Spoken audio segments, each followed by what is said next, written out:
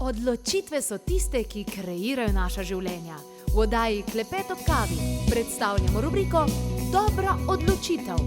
Boljše izbire za boljše življenje. Hvaležno pozdravljeni iz zgodbe življenja. Ja, to so tiste zgodbe, ki pravzaprav govorijo o modrosti in o tem, kako se vse zgodi z določenim namenom. V moji družbi danes hvaležno pozdravljam gospo Vasiljevko. Lepo pozdravljeni, dobrodošli.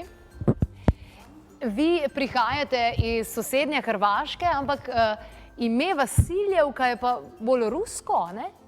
Je, to je ime uspomena. Jer je moja mama kao mlada djevojka bila u logoru u Njemačkoj za vrijeme Drugog svjetskog rata. I tamo je dijelila ćeliju s jednom ruskom djevojkom.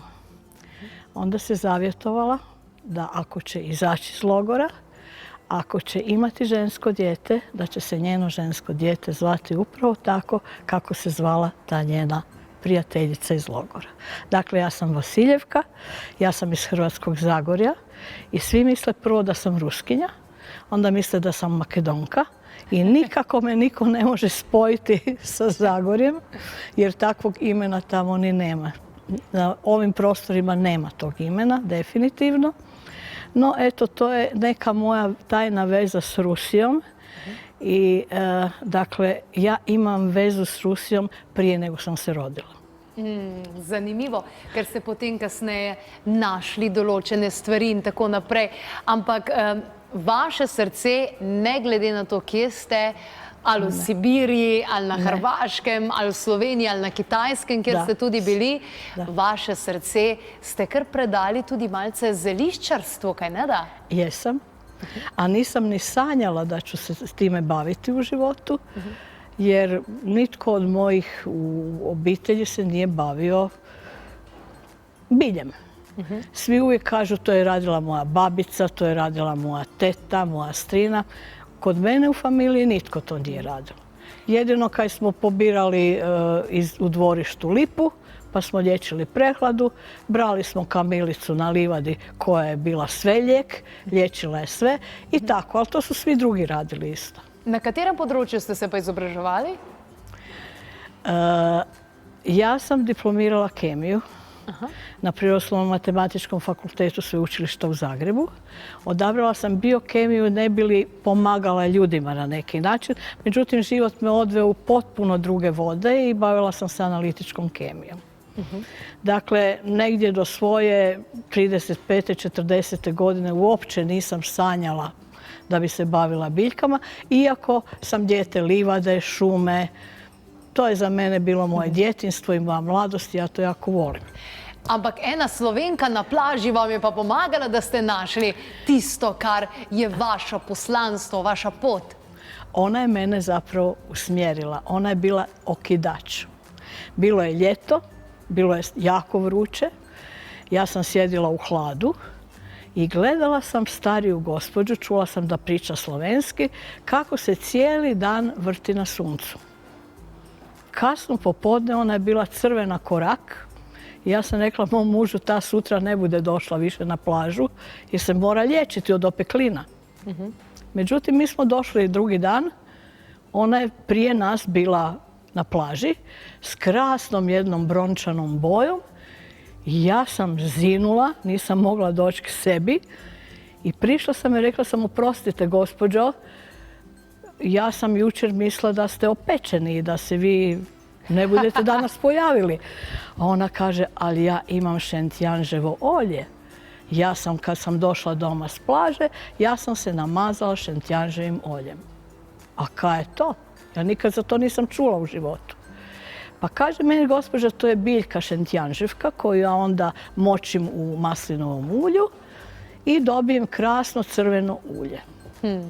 Reku, fino. A kak izgleda ta biljka? I ona jadna meni objašnjava, pa mi crta na pijesku, a meni nikak nije jasno o čemu žena govori. Ali onda je rekla najvažniju stvar. Rekla je, kad s noktom zadrapate cvijet, onda je on crveni. On je inače žute boje, ali kad to napravite, iz njega ide crvena farba. Odlično. I rekla je, u ovo doba godine, to je bio konac 7. mjeseca, možda čak i početak 8. Veli, više u nizinama nema, ona je odsvala, ali na višim nadmorskim visinama je još uvijek ima. I kad idete doma, budete u Gorskom kotaru našli. I tak smo mi krenuli s mora. Moj muž je vozio, a ja sam svako malo kad bi uz staru cestu od Rijeke do Zagreba vidjela nekakav žuti cvijet, ja bih rekla stani molim te da ja vidim je li to to. I to nije bilo to. Ali kak je on stajao 5-6 puta već i pogubil živce i ja vidim jedan grmić žuti i velim, ma to je sigurno to. I moj muž stane, ja odem do grmića, zadrapam malo laticu, a ono crveno. Bingo! Bingo, pa je šlo. Bili ste tudi na Kitajskem? Jesam. Kaj ste počeli na Kitajskem? Tudi izobraževali ste se nekaj tam? Pa išla sam na predavanja iz tradicionalne kineske medicine i to ovaj dio o bilju. Taj dio o bilju me naročito interesirao, iako oni ne gledaju bolest kao jedinku. Oni gledaju čovjeka kao dio svemira. Oni gledaju na bolest, ne sad bolite, na primjer, zglob na ruci. Njih zanima zbog čega te boli taj zglob na ruci. Dakle, treba naći uzrok i onda rješavati uzrok. Mi ovdje na zapadu, naši liječnici, rješavaju bol. I kad te negdje nešto boli, onda dobiš neku tableticu da taj bol nestane.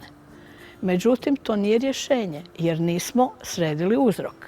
Da. E pa to je ono prekrasno što je mene zapravo privuklo toj tradicionalnoj kineskoj medicini, koja je teoretski jako lijepa i prekrasna, međutim u praksi trebalo bi ju dugo studirati da bi čovjek mogao se posvetiti tom poslu. Kar dolgo ste iskali tudi čago. Jesam. Moj muž je radio u Rusiji i donio je befungin, jedan ekstrakt i koncentrat čage. Tamo je pisalo da je to za probleme želuca, da je to za probleme psorijaze i kože, da je to za probleme živčanog sustava i za kancerogene probleme. I sad ja bi svakome ko je imao nekakav takav problem, pa mu je bilo dosta loše, poklonila taj befungin. Međutim, rijetko tko je sebe ozdravio.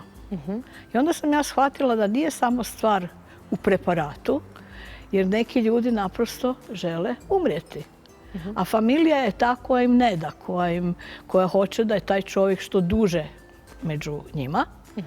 I familija inzistira da se piju koje kakvi preparati, pa kad nema više medicinskih, onda prirodni. I stvarno, recimo ljudi koji su imali problema sa želucem, sa želučanom kiselinom, sa čirom na želucu, to se vrlo lijepo riješilo s čagom. Međutim, kanceri nisu išli, jer obično ljudi posegnu za nečim prirodnim kad je već konac. Tako. Da. To je bio taj befungin koji sam ja na neki način preko mog muža otkrila. Onda sam krenula čitati. Onda vam je već bio i Google i tako. I onda sam krenula na internet i čitala o čagi. I zapravo me to fasciniralo. Šta me fasciniralo? Fasciniralo me to što se čaga nikad neće nasaditi na drvo koje je zdravo, koje nema nikakvih oštećenja. Ona se uvijek nasadi na drvo koje je prekinuto zbog nečega. Ili ga je grom udario, ili ga je životinja načela. Dakle, čaga bira mjesto jer ona je svjesna da će kroz nešto godina, s obzirom da je parazit, uništiti domaćina. I ona ne ide na zdravog domaćina, nego na onog koji je već načet, koji bi i ovako i onako odumro. Eto. In čaga, tista prava čaga, ste verjetno tudi ugotovili, da ni vsaka prava, ne? Naravno da jesam. Iz svih tih mogućih čitanja i tog interneta sam shvatila da postoji čaga koja raste negdje uz ceste, negdje uz nekakve puteve, pa postoji čaga koju je netko nacijepio na neko drvo. Shvatila sam da čaga koja je u prirodi, u divljini, gdje nema nikakvih zagađivala, gdje ona raste zajedno s tom prirodom, da je zapravo ta čaga jedina prava i dobra čaga. Onda sam vam došla u Opatiju na jedan sajam. I tamo je pisalo pripravci iz Sibira. Na tom štandu. I ja sam došla do tamo, vidim piše čaga, pa vidim piše mumio, pa piše živica. Za mene je živica nešto što raste zeleno. Ne? I to me u prvi mah zainteresiralo, međutim, tamo je bila jedna knjiga. A, živa knjiga. Tamo je bila jedna plava knjiga koja je u sredini imala kuglu zemaljsku i jedno krasno srce koje je, recimo, ružičasto, ljubičasto i bilo je omotano iste boje trakom oko te kugle zemaljske. To me strašno privuklo. I otvorila sam knjigu i shvatila da je ona za mene neupotrebljiva. Ja ne znam taj jezik, ja ne znam to pismo. I onda je došla gospođa Marijana Kolman, moja draga sadašnja prijateljica, i rekla je, hoćete uzeti knjigu i čitati? Zapravo ona čita vas. Što si mislila, Bože, šta je s tom ženom? Kak bi knjiga mene čitala? To nije baš uobičajeno, ne? Da. I uzela sam knjigu, sjela, položila ruke i bila sam u transu. Toliko ljepote i toliko radosti duše čovjek ne osjeti samo tako. I nisam se mogla odlijepiti od knjige. Nije me smetala ni buka, ništa. I ja sam odmah kupila tu knjigu. Odmah. Dakle, živa knjiga, kad joj se pustiš i prepustiš, toliko dobra ti donese u život. Zapravo ti ga promijeni. Na neki način, da. Kad si u nekim dilemama, kad ne znaš kud bi, šta bi, opusti se i prepusti se. Knjiga će ti na neki način reći kuda, kamo i kako.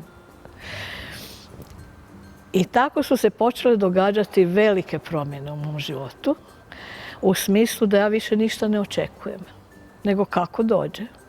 Sve što dođe, dobro dođe, ja to prihvatim i idemo dalje. Ja sam bila strašno nestrpljiva u životu. O, to pa poznam. Strašno nestrpljiva. Sad znam da će to što treba doći. Dakle, knjiga me potpuno pomirila i ja ju koristim na razne načine.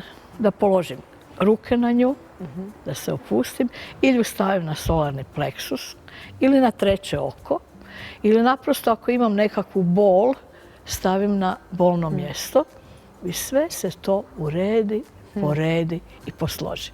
In potem še kakšne zelišča pa to, a ne? Naravno. Pa je sploh. Prinesli ste danes zraven ogromno takih in drugačnih kremic, melemov, teh pripravkov. Med drugim sem opazila tudi iz čage, živice in mumije. Da. Čitajući o mogućnostima koje imaju te tri biljke, mislim biljke, čaga nije biljka, čaga je gljiva, mumio nije biljka, to je smola koja je nastajala stotinama godina, živica je nešto drugo. Živica je dakle vosak iz sibirskog cedra koji je otopljen u ulju oraščića sibirskog cedra. A oraščić sibirskog cedra je strahovito moćan, a i smola je jako moćna. I čitajući malo o tome, prvo sam krenula s čagom. Dakle, čaga ima ona ima jako puno spojeva, koje kakvih mikroelemenata i vitamina i svega obilja. Tačno uporabljate, ne? Takvu, da. Takvu. Ona vam ima dvije grupe spojeva. To su triterpeni i tripeptidi. I jedni i drugi su vam za ljepotu kože. Triterpeni su danas vrlo popularni i čak se stavljaju u ovu industrijsku kozmetiku. zbog dobrog izgleda tena, zbog dobre kondicije vaše kože, da ju pomlade. A drugi su tripeptidi, oni vam u organizmu stvaraju sintezu kolagena, a kolagen je za vašu kožu, za vaše lice. I tako su vam nastale moje kremice. A mumio je pa posebna priča. On je smola koja je antibaktericidna, ona je isto tako ima elemente i spojeve koji su pomlađujući. I sad ovako. Čagu koristim za ljepotu, koristim ju u kremicama za neurodermitis i koristim u kremicama za poboljšanje psorijaze. Pijete tudi? Da, i pije se, apsolutno. Jedno s drugim zapravo, to je ta sinergija koja daje onda rezultat. A mumio vam je za problematičnu kožu, znači aknastu kožu s nekim upalama, nekim lišajevima, a isto tako i za ljepotu. A živica je fantastična za našu kožu. Stvarno fantastična. Toliko ima tih vitamin A je u živici, zapravo u ulju oraščića, sibirskog cedra, pa onda i u živici. Dakle, vitamin A, vitamin E, cijela grupa B vitamina, ali A i E vitamin su baš specifični za našu kožu. Tako da jedna i druga krema su za ljepotu. Wow. Glede na to, da poznate tradicionalno kitajsko medicino, sicer vam je kemija zelo domača tudi, pa tudi aromaterapija, in ko vse to skupaj združite, dejansko ima potem tista prav efekt.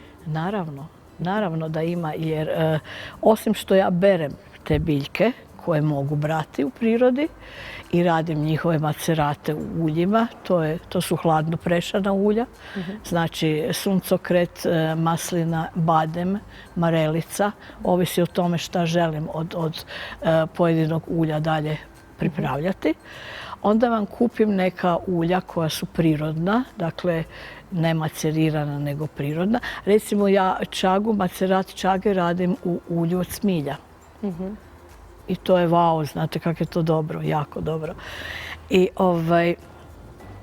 ta ulja kupujem potpuno pravi pčelinje vosak, hidrolate koji nastaju kad se destilira i dobiva ovo eterično ulje, onda ona vodena faza, to su hidrolati koji su toliko dragocjeni i toliko prebogati svime i svačime što treba ljudima. Uglavnom, eto, svašta od toga radim. Krasno. To je nekaj, kar ste imeli v sebi in dejansko vsi dogodki vašega življenja so vas pripeljali do tega.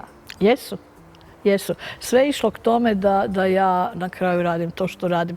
Zapravo, ja sam završila aromaterapiju negdje 2005-2006. I onda smo otišli u Kinu, dakle jedno vrijeme se nisam time bavila, svaki dan, nego kad bi došla doma pa bi to radila. Ali sad 2010. dobila unuku. Sve kremice koje su bile potrebne novorođenčetu i kasnije u razvoju sam ja radila svojoj unuci. I to je zapravo bio taj početak, od onda ja kontinuirano radim to. Odlično.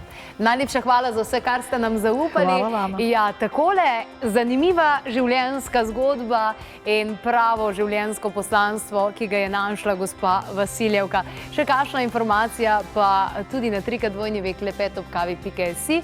Če nimate dostopa do interneta, pa 02 6200 230. Rastlina mora aktivirati ves svoj biopotencial, da preživi, in s takim biopotencialom lahko potem deluje tudi v človekovem organizmu.